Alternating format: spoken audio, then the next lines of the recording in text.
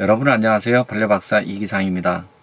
제 뒤에 나도 이제 벌레박사 책이 보이시죠? 2013년도에 출간이 됐고요. 지금 현재 우리 농업인들이 약 3만 명 정도가 이 책을 보고 계시는데요. 그간에 이제 구입해놓고 시간이 없어서 보지 못하셨던 분들을 위해서 제가 1페이지부터 404쪽까지 있습니다. 순서대로 책의 내용을 설명드리도록 할 예정입니다. 잠깐 저의 그 집필된 저서를 간단히 소개를 시켜드리고요. 자, 우선 이 텃밭벌레와의 전쟁 이기는 법, 이것은 귀농귀촌 하신 분들, 그 다음에 이제 도시농업인들이 밭작물 해충만 나왔어요. 총 400페이지가 되고요. 20년도에 출간됐습니다. 자, 지금 나도 이제 벌레박사 이 책을 가지고 강의 드리도록 하고요. 22년 6월 달에 이 벌레박사가 들려주는 벌레를 보는 눈이 1권, 2권에서 출간됐어요. 그동안 이제 벌레박사 기초 이후에 벌레 종이 굉장히 많습니다. 그래서 다루지 못했던 내용들을 지난 한 9년 동안 아주 중요 해충들을 중심으로 실제 방제 기술이나 이런 것들까지 전부 다뤘습니다. 이 책은 과수작물, 밭작물, 온실작물 세 부류에 대해서 중요 해충들을 다뤘기 때문에 총 페이지 수는요 1, 2권 합치면은 670쪽 정도가 돼서 보시기 불편할까봐 이제 1권, 2권 이렇게 나눴습니다. 벌레박사 책을 순서대로 설명하는데요. 가급적이면 저가 이런 중점 사항에 대해서 간단히 1회차이기 때문에 설명을 좀 드리도록 하겠습니다. 농장에 발생하는 해충과 천적을 중심으로 해서 설명을 드릴 거고요. 가급적 현장 중심으로 해결을 할 겁니다. 원래 책이라고 하는 것은 상당히 딱딱하기 때문에 뭐 여러분들 이제 가급적 동영상이나 또는 사진 자료를 많이 보여드릴 거예요. 그리고 딱딱하지 않게끔 여러분들 뭐 그냥 들으셔도 바로 이해가실 수 있도록 설명을 드릴 겁니다. 여러분들이 이 농장에서 이제 벌레 방제할 때 보면 이것이 맞아요, 저것이 틀려요, 뭐 이런 이야기들 많이 또 질문들을 하시거든요. 여러분들이 하시는 게 모두 정답이다. 이렇게 제가 먼저 말씀드리고 싶고, 그러나 이 해충을 방지할 때 어떤 농업인들은 뭐 약을 여러 번 쳐도 방제가 잘 안 돼요, 이런 질문들을 많이 하세요, 현장에서. 그것이 뭐 맞다 틀리다 이런 것보다도 사실은 약을 덜 치기 위해서는 우리가 상당히 그 벌레를 아셔야 돼요. 지피지기를 해야지 약의 종류가 중요한 건 아닙니다. 왜냐면 상업적으로 나오는 약재들은요 전부 해충 방제 효과가 있게끔 다 만든 것들이에요. 다만 우리 농업인들이 이제 방제 적기라고 하죠. 이 적기를 잘 모르기 때문에, 즉 벌레를 모르니까 적기도 모르는 거예요.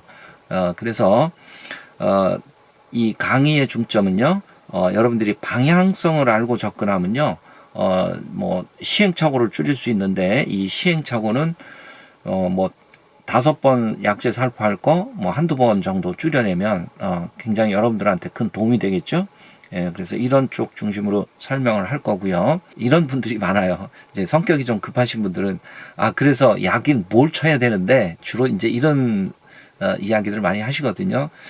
저는 이 벌레를 잡는 약들은요 수천 가지예요. 그래서 어떤 특정 회사의 제품이나 이런 것들은 설명 안 합니다.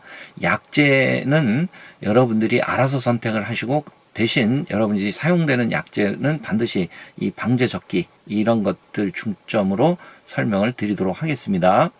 벌레박사 책 강의 들어가기 전에 이 책에 대한 전반적인 목차 내용이 어떤지 간단하게 좀 살펴보고 본 강의에 들어가도록 하겠습니다. 1장에서는요 벌레 알기, 자, 벌레 알기, 벌레는 왜 생기는 걸까 서부터 곤충들이 해충들이죠. 살아가는 방식이라든지 또 텃밭, 하우스, 과수원에서 벌레 발생 환경, 얘들이 왜 발생하는지. 2장에서는요 해충과 천적의 상호관계, 이 부분은 농업 생태계를 이해를 해야 돼요.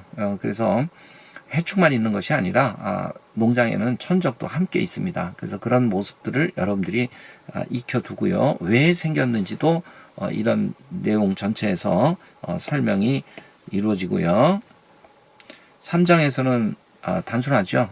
뭐 범인은 없어요. 그러나 물증은 있어요. 그래서 추정, 이런 피해 흔적 보고 해충 어떤 벌레가 우리 농장에 발생했나 개략적인 추정을 좀 해볼 수 있어요. 이것은 이제 이런 것들을 알면 약제 선택도 올바라지는 거죠. 4장에서는 해충과 천적의 생태 그리고 방지하기 편인데요. 주로 이쪽에서 이제 소개되는 해충들은 시설 작물 해충들 중심으로 이루어졌습니다. 물론 이제 뭐 과수원 해충이라든지 또 밭작물 이런 데 이제 공통적으로 나오는 것도 있지만 그런 해충들은 벌레 박사가 들려주는 벌레를 보는 눈 이쪽 책에서 아주 심도 있게 다뤘고요. 자, 우선 진딧물 뭐 공통적인 해충이죠. 그래서 진딧물을 잡아먹고 사는 천적들은 이런 것들이 있다. 이 모습이 굉장히 중요합니다. 그래서 이런 천적들은 어떤 모습을 띠고 있고 어떻게 살아가고 있고 이런 것들이 있고요. 그 다음에 이제 응애류 있습니다. 응애도 마찬가지로 약 4종의 천적들이 여러분들 농장에서 아주 흔하게 보이고요.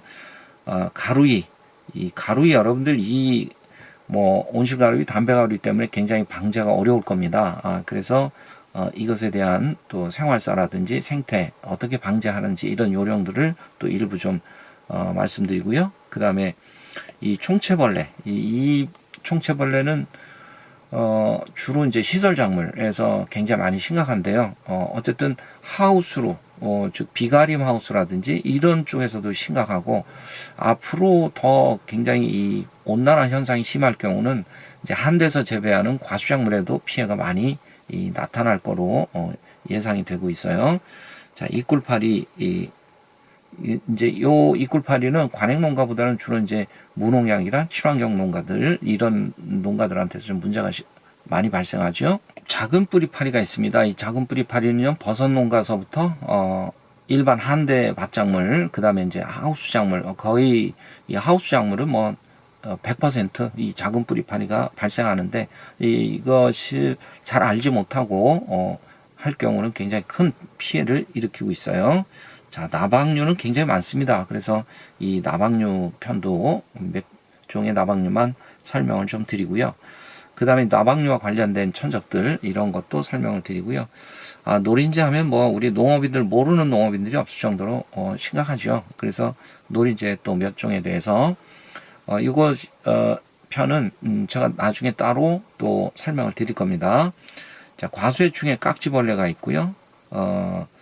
밭작물 해충에 이제 벼룩이벌레라든지 좁은 가슴이벌레 뭐 이런 것들이 있고 달팽이, 그 다음에 호박가시팔 방제, 그 다음에 이제 기타 해충들의 모습 이런 것들을 벌레박사 책에서 다뤘습니다.